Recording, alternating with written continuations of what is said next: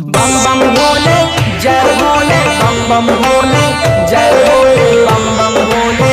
भोले की जय जय हो। डीजे पप्पू राम डाक बम में दौड़त दौड़त हे बाबा सुना है, डाक बम में दौड़त दौड़त बिगड़ गई रोहनिया से शादी कराई दहो भोले बाबा, जलवा चढ़ाइबा 5 साल रोहनिया से शादिया कराई दहो भोले बाबा, जलवा चढ़ाइबा 5 साल।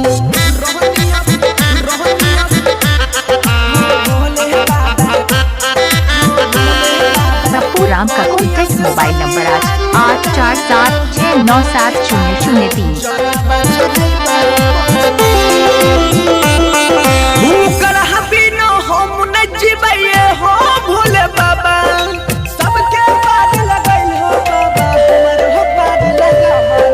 ओकर हबीन हम नहीं जीवैए हो भोले बाबा, हमर नहीं होतै ते हम खाइ के हमर मैदाबा सुना हो भोले बाबा, हाथ जोड़ के कहै छिया, हाथ जोड़ के कहै छिया फेंक अपन जाल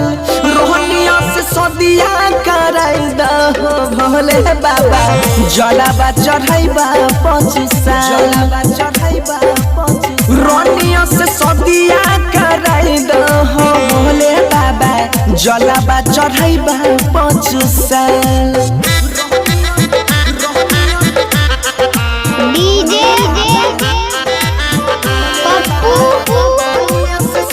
राम घर चढ़ाना गेरुआ गंजी गमछा पहनी कंवरा लेके एलियो, सबके पार लगल हो बाबा, हमर हो पार लगा गेरुआ गंजी गमछा पहनी कंवरा लेके एलियो, या मन मजबूरी हम बाबा तोरा से बदलिया, ये हो तोरा से बदलिया पशुपति राइटर सोनू बनसी धर कृपा हो बाबा कर टका रोहनिया से शादी कराई दहो भोले बाबा, जलवा चढ़ाइबा 5 साल रोहनिया से शादी कराई दहो भोले बाबा, जलवा चढ़ाइबा 5 साल। घर चढ़ाना।